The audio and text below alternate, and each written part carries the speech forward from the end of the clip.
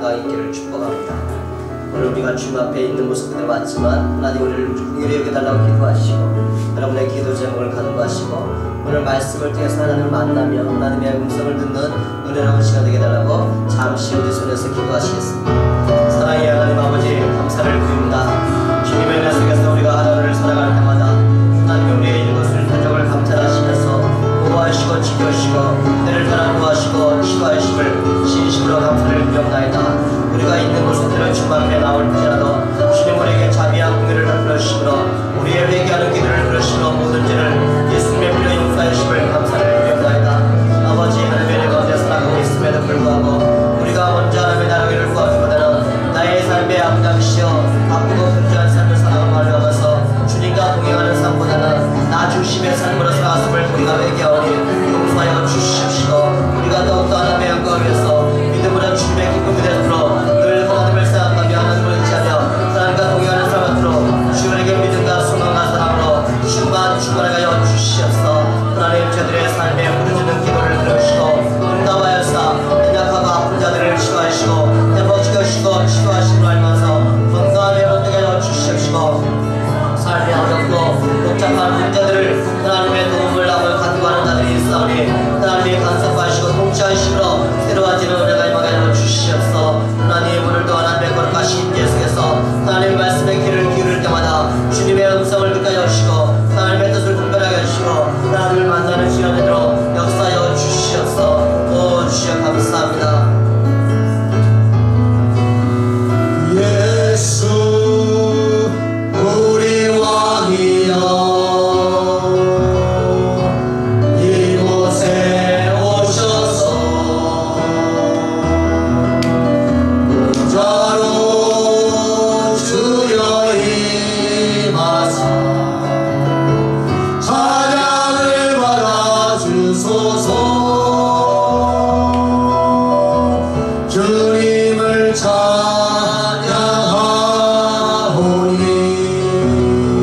주님을 경배하오니 왕이신 예수여 오셔서 좌정하사 다스리소서.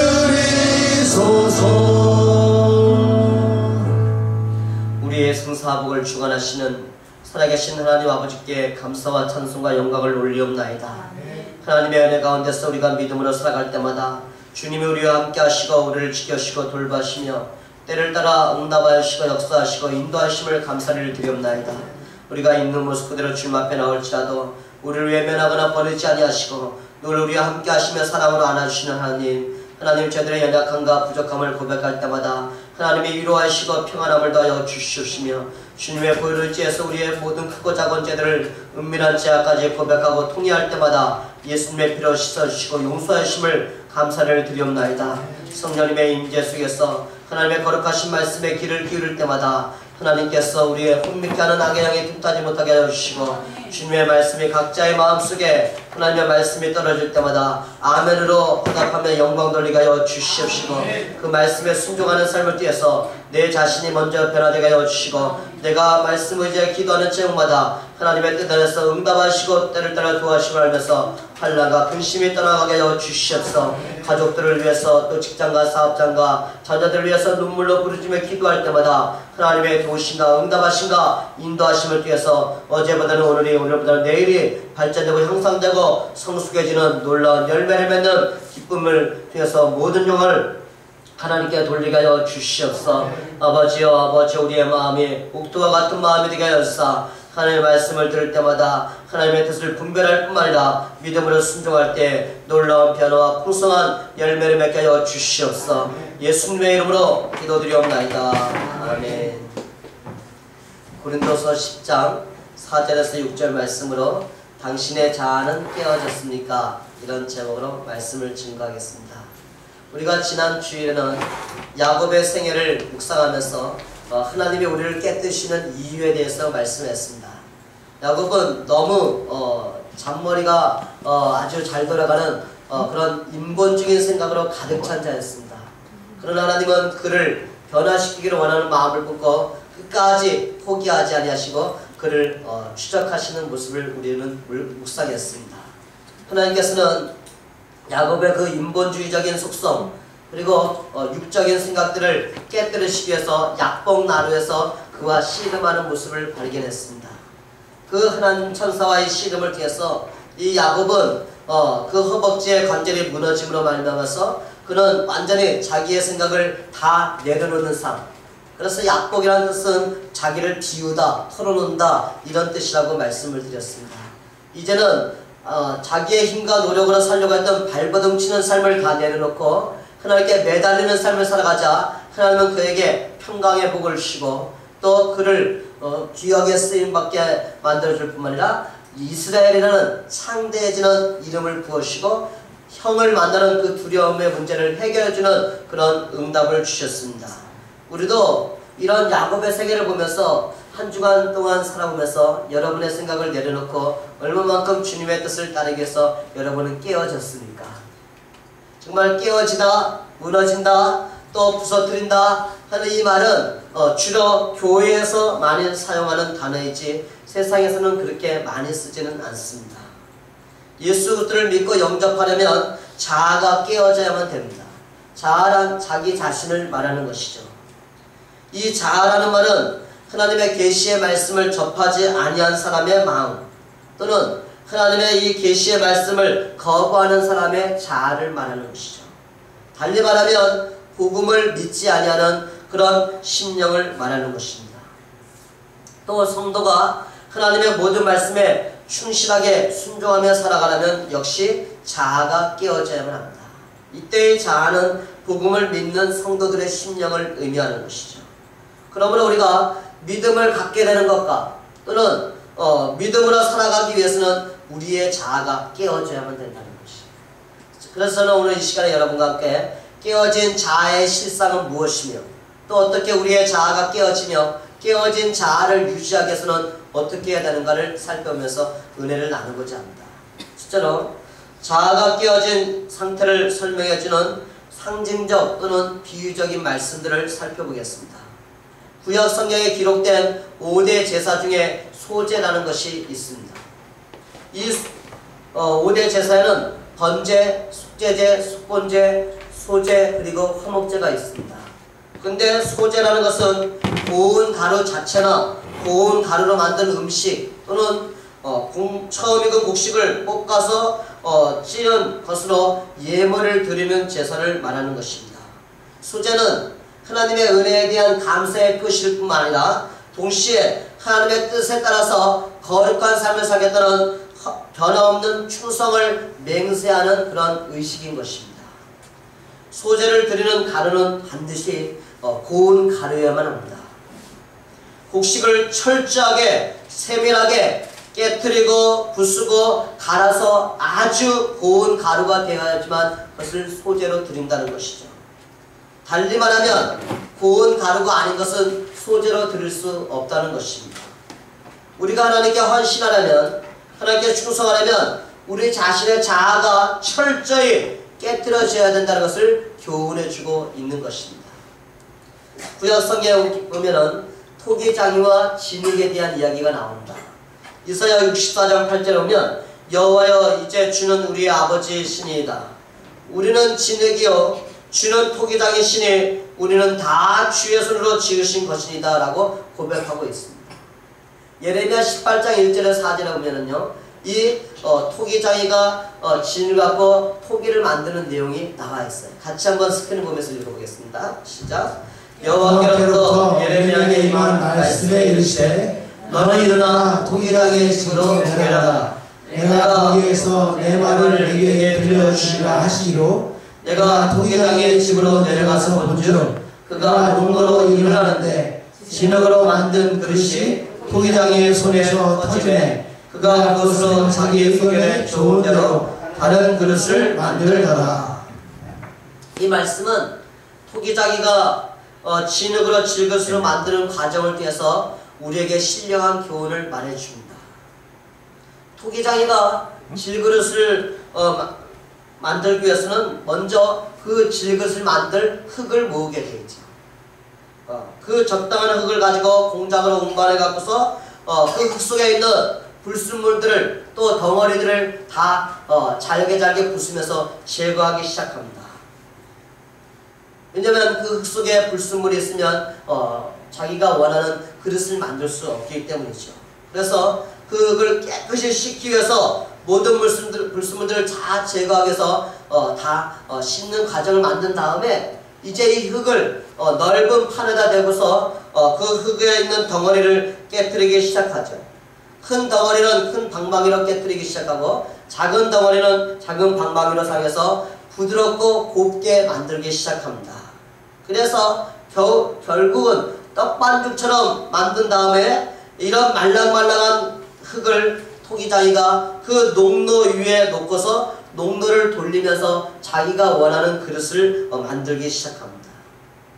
우리가 하나님의 쓰시기에 합당한 그릇이 되기 위해서는 우리 속에 있는 불순물을 제거시킬 뿐만 아니라 하나님 앞에서 철저히 깨어진 사람이 되어야만 한다는 것을 교훈해 주고 있는 것이죠. 신약 성경으로 넘어가면은 예수님은 씨 뿌리는 비유에서 좋은 땅을 이야기하고 있습니다.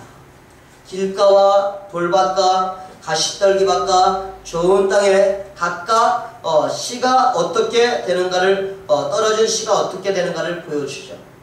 길가에 떨어진 씨들은 새들이 와서 그것을 먹어버립니다. 그리고 돌밭에 떨어진 씨는 뿌리를 깊이 내리지 못하여서 햇볕을 견디지 못하고 죽어버립니다. 가시떨기의 가운데 떨어진 씨는 그 가시떨기가 기운을 마구로 와서 열매가 자라지 못하게 만들어줍니다. 그러나 좋은 땅에 떨어진 씨는 무성하게 자라서 30배, 60배, 100배의 열매를 맺게 만들어준다는 것이죠. 부지런히 씨를 뿌린다고 해서 농사가 잘 되는 것은 아니에요. 농부는 좋은 땅이 되도록 땅을 갈아엎은 다음에 그곳에 씨를 뿌리기 시작하죠. 좋은 땅이라는 것은 농사 짓기 위해서 돌이나 자갈이나 가시떨기, 불순물들을 다 제거한 땅을 말하는 것이죠. 그러기 위해서 쟁기로 그것을 갈아엎기도 하고 갱이나 호미를 갖고 그것을 두들겨 깨뜨리면서 부드러운 흙이 되도록 만들어준다는 것입니다. 지금까지 살펴본 소재, 그리고 질그릇, 좋은 땅, 이것의 공통점인데 그것은 뭐냐면 다 깨어지고 부서지고 부드럽게 돼야만 된다는 것입니다. 하나님의 기쁘시게 받으시기 위해서 합당한 헌신하기 위해서는 우리는 깨어진 사람이 되어야 된다는 거예요. 하나님이 귀히 쓰시는 깨끗한 사람이 되기 위해서 우리는 역시 불순물을 제거하는 그런 회개의 과정과 또 하나님 말씀에 순종하는 성결한 삶이 필요하다는 것이죠. 더 나아가서 하나님의 은혜와 복을 받기 위해서는 우리의 심령 속에 철저히 깨어진 마음이 있어야만 된다는 것이죠. 여러분, 딱딱한 땅에 아무리 주전자로 물을 부어도 물이 들어가지 않아요. 왜? 틈이 없기 때문에. 우리의 자아로 가득 채워 있으면 하나님의 우리 속에 들어오기가 어렵다는 것이죠. 불신자가 깨어지면 예수님을 구주로 영접하고 그의 인생에 거듭나는 삶을 살아갈 수가 있는 것처럼 성도가 깨어지면 하나님의 능력과 복을 받을 뿐만 아니라 주님을 위해서 선한 일에 힘쓰는 즐거움을 누릴 수가 있습니다. 둘째로 하나님이 우리를 어떻게 깨뜨리시는가를 살펴보겠습니다. 오늘 본문 고린도서 10장 4절 6절 말씀 한 번 더 읽어보겠습니다. 시작. 우리의 싸우는 무기는 육신에 속한 것이 아니요 오직 어떤 견고한 진도 무너뜨리는 하나님의 능력이라. 모든 이론을 무너뜨리며 하나님을 아신 것을 대적하여 높아진 것을 다 무너뜨리고 모든 생각을 사로잡아 그리스도에게 복종하게 하니 너희의 복종이 온전하게 될 때 모든 복종하지 않은 것을 벌하려고 준비하는 중에 있노라. 여기에 보면 견고한 진을 무너뜨려야 된다는 내용이 나와 있어요. 견고한 진은 무엇인가 하는 것이죠. 견고한 진은 모든 이론과 하나님을 대적하여 높아진 것을 견고한 진이라고 말씀하십니다. 하나님의 계신 말씀인 성경과 배치되는 인간의 모든 이론과 주장을 견고한 진이라고 말하고 있는 것이죠. 더 나아가서 성경에 계시된 하나님, 예수님 안에 계시된 하나님에 대한 지식을 거부하는 온갖 교만한 사상을 견고한 진이라고 말하는 것이죠. 이러한 견고한 진을 파쇄하는 데 효력적인 무기는 우리의 육적인 것이 아니라는 거예요. 그것은 바로 하나님의 능력이라는 것입니다. 여러분이 하나님의 말씀을 들음에도 여러분의 자아가 가득 차 있으면 여러분의 나름대로의 견고한 적이 무너지지 않으면 하나님 말씀에 들어갈 수가 없습니다. 하나님은 이런 여러 가지 수단과 방법을 통해서 우리의 심령에 있는 견고한 진, 그 어리석고 교만한 생각과 이론을 부서뜨리기 시작합니다. 어떻게 부서뜨릴까요? 고난을 통해서 우리를 깨뜨리십니다. 고난은 사간 생도들을 교육하는 학교와 마찬가지로 또 그 고난의 학교를 잘 통과한 사람들은 유능한 장교로서 사명을 감당하게 만드는 것처럼 고난은 우리의 자아를 깨뜨리는 훈련소의 역할을 해줍니다. 아집이 강하고 이론이 많은 사람도 고난의 학교나 고난의 훈련소를 거치게 되면 철저하게 달라집니다. 고난의 학교를 견디기 전에는 하나님 안에서 왜라고 저항하고 반항하는 삶을 산다면 고난의 학교를 통과하고 나면 하나님 앞에서 예수와 아멘의 신앙으로 영광 돌리는 삶을 살게 되어 있습니다. 그 내용을 시편 기자는 고백한 내용이 119편 67절과 71절에 나와요. 같이 읽어볼까요? 시작. 고난당하기 전에는 내가 그를 행하였더니 이제는 주의 말씀을 지키나이다. 고난당한 것이 내게 유익이라. 이로 말미암아 내가 주의 윤례들을 배우게 되었나이다. 사람은 누구나 편안하고 건강하고 안락한 삶을 살기를 원합니다. 그러나 이런 편안한 삶과 번영한 삶은 그 사람을 때로는 교만하게 만들기도 합니다. 영적인 안일함과 나태함에 빠지게 만드는 함정이 될 수도 있습니다. 아무 어려움이 없다고 생각하면 하나님을 찾지 않는 경향이 많기 때문에 또 자신 삶이 풍성해지면 나쁜 유혹에 쉽게 빠져들어갈 수 있는 위험이 될 수도 있습니다. 예수님의 비유에 보면 탕자의 이야기가 나옵니다. 아버지에게 두 아들이 있었는데 둘째 아들이 아버지에게서 독립하고 싶은 마음이 생겨서 자꾸 자기 재산의 몫을 미리 달라고 쫄라대기 시작합니다. 아버지는 결국 그에게 그 재산의 몫을 주고 나자 그 아들은 잽싸게 그 돈을 갖고 아버지가 보이지 않는 먼 나라로 도망을 갑니다. 거기서 자기의 수중에 돈이 있을 때는 실컷 먹고 마시며 자기 마음대로 하고 싶은 거 다 하기 시작합니다. 돈이 수중에 있으니까 주변에 많은 친구들이 함께 어울려 주지만 결국은 시간이 지나면 돈이 점점점 떨어지기 시작하자 자기 주변에 있는 사람들은 하나도 언제 나하고 있느냐는 듯이 다 사라지기 시작합니다. 설상가상으로 그것에 가뭄과 경제적인 어려움이 오기 시작합니다. 그래서 이 아들은 직업을 구하고 싶어도 직업을 구하기가 쉽지 않았습니다. 겨우 얻은 직업이 돼지치는 직업을 얻게 되는데 그것으로서 자기의 배를 만족시킬 수가 없었습니다. 시간이 지나면서 주인은 자기에게 고된 노동만 시키지 결국 충분한 대가를 지불하지 않자 그는 배가 허기지자 돼지가 먹는 지엽 열매로 그것을 먹고 해도 그것이 충분하지가 않았습니다. 이때에서야 겨우 그는 제정신이 들기 시작합니다. 자기 아버지의 집이 생각나기 시작합니다. 아버지의 집에는 모든 것이 풍족하며 또 자기 아버지의 그 사랑을 기억하면서 그는 아버지의 집으로 돌아가게 되고 마음의 결심을 하게 됩니다. 그 내용이 누가복음 15장 17절 19절에 나와요. 같이 한번 읽어봅니다. 시작.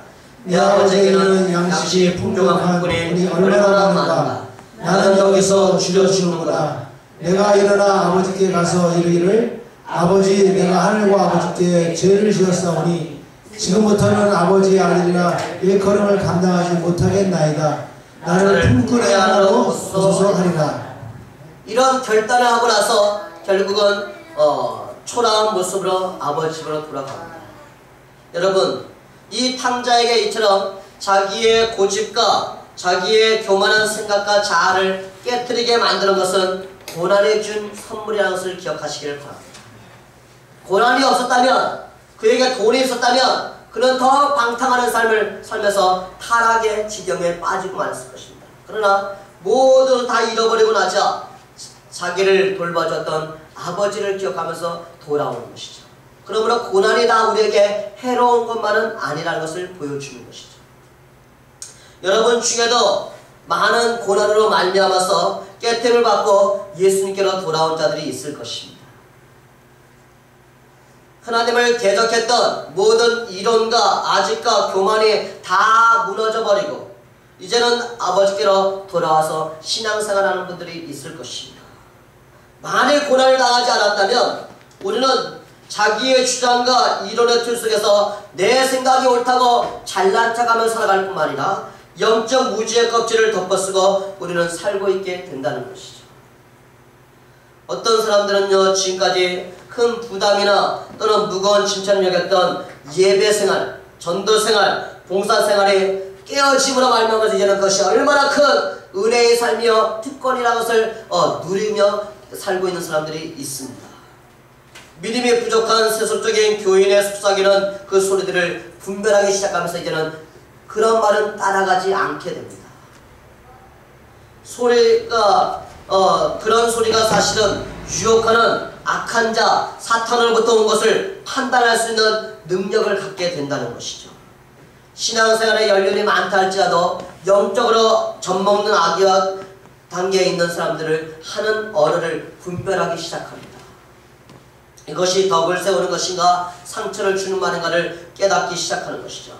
이 모든 분별력은 자아가 깨어지는 그 고통을 통해서 얻게 된 하나님의 선물이라는 것이죠. 여러분, C.S. 루이스는 말하기를요, 고난 중에서는 하나님의 음성이 확성기처럼 들린다고 말해요.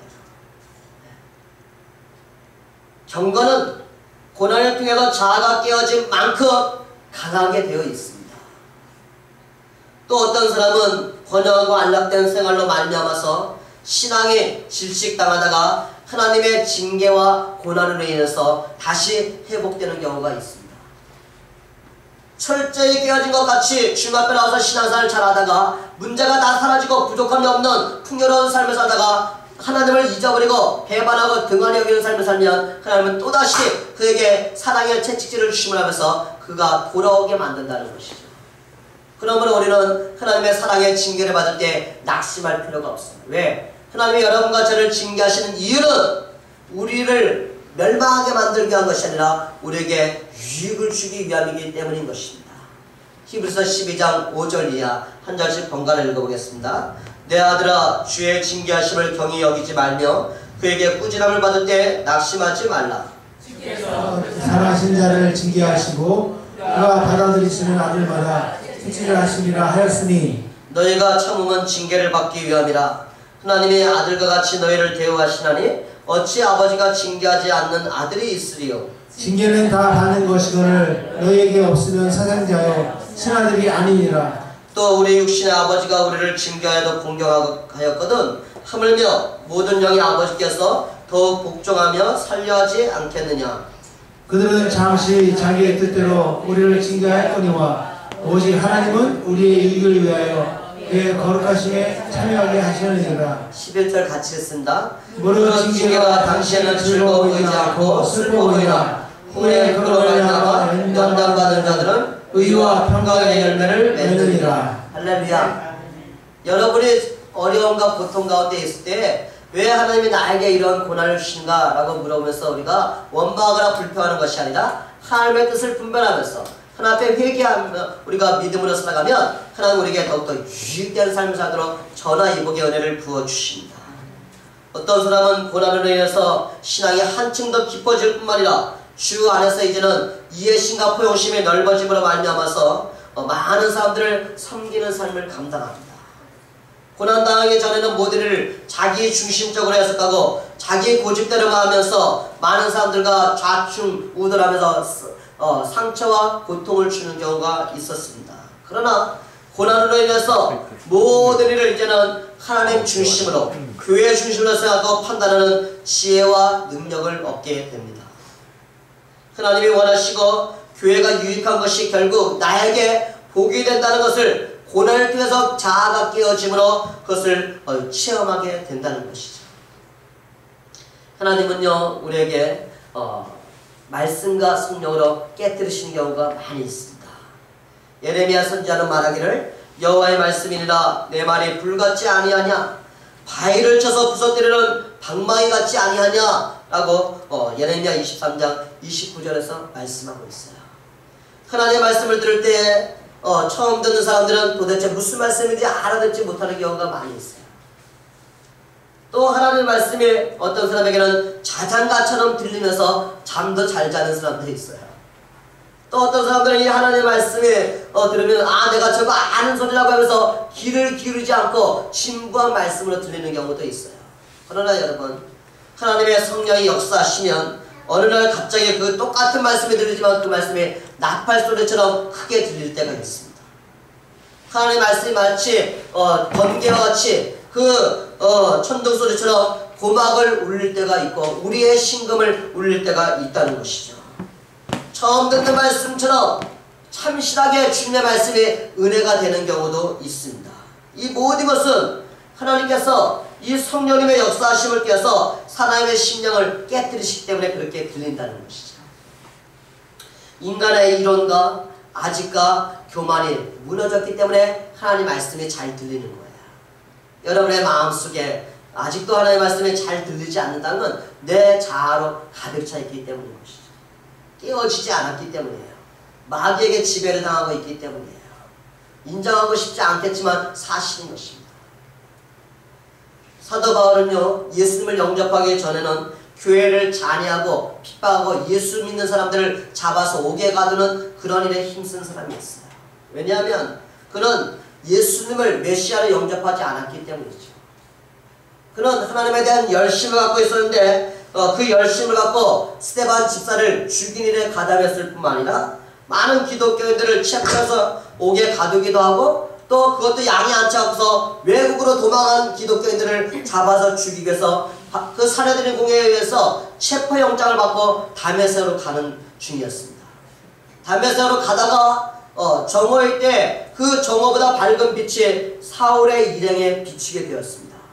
그때 그는 거기서 오글하시게 됩니다. 사울아 사울아 어찌하여 내가 나를 박해하느냐? 주여 누구시나이까?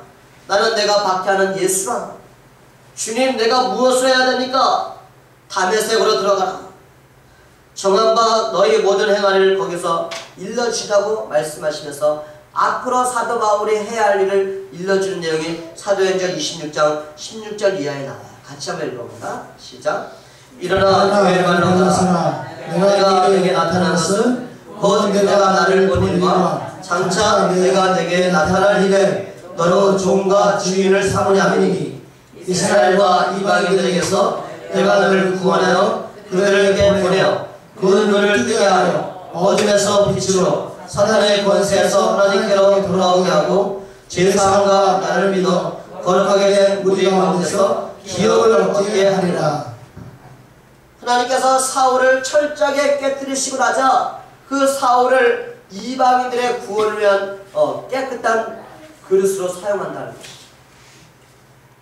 사울이 복음을 전하고 나서 많은 사람의 눈이 열리게 만들어지고 어둠에서 빛으로 사탄의 권세에서 하나님의 자녀가 되는 놀라운 은혜를 통해서 천국을 기업으로 받게 만드는데 그를 사용하고 있다는 것이죠.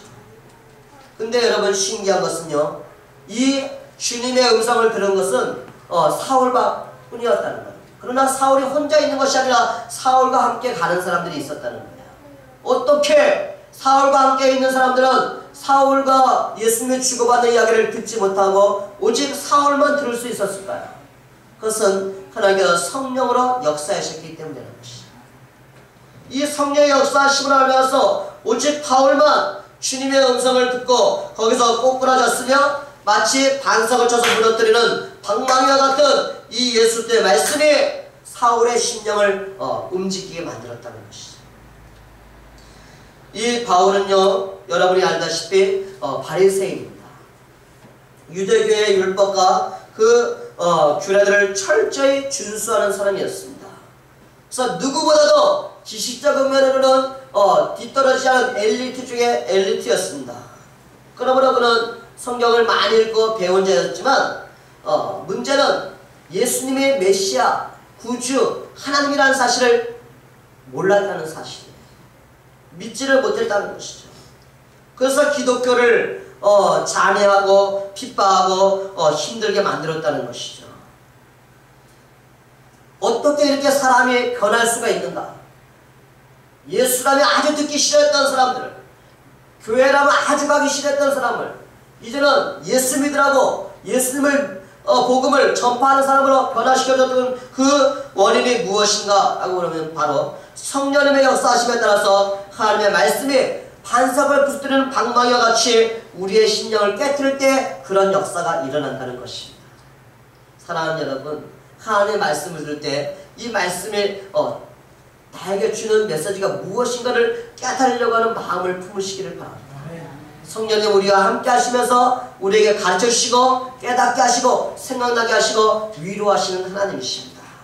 따라서 우리는 하나님의 이런 말씀과 성령으로 우리의 심령을 깨뜨리고 하나님의 음성을 듣게 한다는 것을 기억하면서 늘 성령님을 의지하시고 하나님의 말씀을 들을 때마다 사모하는 마음으로 들어서 여러분의 삶이 변화되게 해서 여러분의 완악함이 깨어지는 은혜가 있기를 축복합니다. 셋째로는 깨어진 자아를 유지하기 위해서 우리가 힘써야 할 것을 살펴보겠습니다. 먼저 우리는 회개해야만 합니다. 죄인된 우리가 회개함으로 의롭게 되었고 성도가 되었습니다. 복음은 회개와 천국이라는 두 단에 집약되어 있죠. 그래서 예수님도 복음 사역 초기에 회개하라 천국이 가까웠느니라 때가 왔고 하나님의 나라가 가까이 왔으니 회개하고 복음을 믿으라고 선포하셨습니다. 회개란 두 가지의 성격으로 나눌 수가 있는데 첫째는 우상을 버리고 하나님께로 돌아오는 회개, 예수 그리스도가 나의 주님이시며 구주이심을 믿고 영접하는 회개가 있는 것이죠. 이런 회개는 구원 얻게 하며 영생 얻게 만들어 주십니다. 사랑하는 여러분, 예수님이 여러분의 구주이심을 믿으십니까? 네. 우리가 내가 죄인임을 인정하면서 예수님의 피를 믿어야지만 우리는 죄사함 얻고 하나님의 자녀가 될 수가 있습니다. 교회를 오래 다녔다고 여러분이 천국 가는 것이 아니라 여러분의 입술로 예수와 그리스도심을 고백하고 여러분의 마음속으로 예수님이 나의 죄에서 죽었다가 살아신 부활의 주님을 믿으셔야만 되는 것입니다. 그래야지만 천국 백성이 될 수가 있는 것이죠. 근데 중요한 것은 이러한 회개는 이러한 구원은 아무나 받는 게 아니라는 거예요. 하나님의 택함을 받지 못한 자는 아무리 무서운 하나님의 진노를 당한다 할지라도 결코 회개하지 않는 모습을 요한계시록 9장 20절에서 21절에 보면 나와요. 같이 한번 읽어봅니다. 시작. 이 재앙에 죽지 않고 남은 사람들은 서로 행한 일을 회개하지 아니하고 오히려 여러 귀신과 또는 보거나 듣거나 다니거나 하지 못하는 금, 은, 돈과 목속의 우사에게 절하고 또 그 살인과 복술과 음행과 도둑질을 회개하지 아니하더라. 마음이 강박한 사람은 회개하지 않아요. 그런 사람은 지옥의 자식이 되는 수밖에 없는 거예요. 또 하나의 회개는 자기의 생각과 고집을 내려놓고 자아를 깨트리는 회개가 있는 것이죠. 우리는 더 거룩한 삶을 살기 위해서 날마다 주님의 보혈을 의지하면서 회개하는 삶을 살고 하나님의 말씀을 들으면서 내가 그 말씀에 순종하지 못한 것을 회개하는 삶을 살아가는 것이죠. 따라서 요한계시록에 보면 에베소 교회를 향한 주님의 책망이 나오죠. 한번 같이 읽어볼까요? 2장 5절 시작. 그러므로 어디서 떠나는지를 생각하고 회개하여 처음 행위를 가지라. 만일 그리하지 아니하고 회개하지 아니하면 내가 네게서 내 촛대를 그 자리에서 옮기리라. 우리 예수 믿는 사람도 회개하는 삶이 필요하다는 거예요. 한때는 열심히 믿었는데 한때는 하나님의 은혜를 찬양하며 감격 속에 살았는데 내 삶 속에 무감각한 마음으로 말해서 무뎌지는 마음으로 해서 하나님 향한 첫사랑이 잃어버렸다면 우리는 다시 회개하는 삶이 필요한 것이죠. 뜨뜻미지근한 신앙생활을 하고 있는 라오디아 교회라고 해서 물은 내가 사랑하는 자를 책망하여 경계하느니 그러므로 따른다. 내가 열심을 내라. 회개하라. 라오디아 교회를 향한 하나님의 메시지였어요. 우리는 회개하는데 열심을 낼 필요가 있어요. 예수 믿고 구원받은 사람은 더 이상 어떠한 회개할 필요도 없고 회개 안 해도 돼 이렇게 가르치는 이단들이 있는데 그 이단은 영혼을 유린하는 거예요. 여러분 날마다 우리가 집에 돌아가면 손발을 씻는 것처럼 우리는 날마다 예수 때의 보혈을 짜며 하나님 말씀에서 회개하는 삶을 매일마다 해야 해요. 매일마다 순간순간마다 얼마나 자주 몇 번을 회개해야 됩니까? 라고 물으면 한 스승의 제자에게 해준 말이 있어요. 따라해볼까요? 죽기 하루 전에는 회개하라. 스승의 제자들에게 해준 말이에요. 죽기 하루 전에는 회개하라. 아무리 제자들이 생각해도 이해가 안 가는 거예요.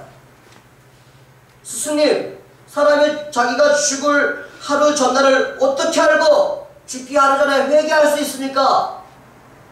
라고 질문하자 스승은 제자들에게 또 얘기해줘요.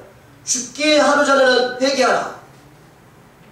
그제서야 제자들은 고개를 끄덕이면서 언제 죽을지 모르니까 매일매일을 죽기 하루 전으로 여기라는 그 스승의 그 뜻을 깨닫게 되는 것이죠. 갑자기 죽음이 닥쳤다면 어떻게 시간을 하루 전으로 돌려서 회개할 수가 있겠습니까? 이미 죽은 다음에는 회개할 기회가 없는 것이죠. 우리가 예수 믿고 천국 가는 그 시간은 여러분의 생명이 있을 때가 기회라는 것을 기억하시기를 바랍니다. 지금이야말로 구원받을 때고 은혜 받을 때인 것입니다. 예수를 여러분의 마음에 구주로 영접하시기를 바랍니다. 누수는 말하기를 잘못한 것을 부끄러워하라. 그러나 그 일을 회개하는 것을 부끄러워하지 말라. 이렇게 말합니다. 사람은 누구나 실수하고 잘못할 수가 있지만 우리가 회개하는 자에게는 다 용서받을 수가 있는 것이죠. 회개 없이 그냥 지나가면 우리의 마음은 점점점 굳어지기 시작합니다. 굳어진 심령이란 거칠고 완고한 상태를 말하는 것인데 한때는 온유하고 겸손한 모습으로 지냈던 사람이 어느 순간에 마음이 굳어졌다면 그 이유가 무엇입니까? 라고 물어본다면 회개하지 않기 때문입니다. 여러분의 마음이 강박한 이유는 회개하지 않는 거야. 자기가 죄인이라서 인정하지 않기 때문에 강박한 거야. 그러면 날마다 예수 그리스도의 보혈을 짜면서 우리가 항상 깨어진 심령이 되기 위해서는 회개하기를 부끄러워하거나 게으르지 않고 열심을 내는 여러분과 제가 되기를 축복합니다. 또 하나님은 우리가 이 깨어진 심령을 유지하기 위해서는 범사에 감사라고 말씀하십니다. 범사에 감사하라. 우리가 예수 믿고 신앙생활에도 우리의 삶에 문제가 다양하게 일어나고 있어요. 하나가 해결되면 또 다른 문제가 해결되기 때문에 우리는 스트레스가 쌓인다 이렇게 얘기하면서 마음이 점점점 거칠어지기 시작하고 완고해지면서 더 심해지면 하나님을 떠나거나 하나님을 원망하거나 의심하는 그런 지경에까지도 이를 수가 있다는 것이죠. 이런 모습들은 애굽에서 탈출해서 광야를 지나가던 애굽 사람 이스라엘 백성들을 생각나게 만들어지죠. 그래서 히브리서는 3장 8절과 13절에 이렇게 말합니다. 같이 읽어봅니다. 시작. 광야에서 시험하는 날에 거역하는 것 같이 너희 마음을 완고하게 하지 말라. 오직 오늘이라 일컫는 동안에 매일 입자 분별하여 너희 중에 누구든지 죄의 유혹으로 완고하게 되지 않도록 하라. 두 번 강조하고 있는 거예요. 너희 마음이 완고하게 되지 않도록 유의하라. 너희 마음이 딱딱한 마음이 되지 않도록 조심하라는 것이죠. 이 완고해진 자아를 깨트리는 비결, 그 비결은 오직 범사에 감사하는 삶을 살아가는 것밖에 없습니다.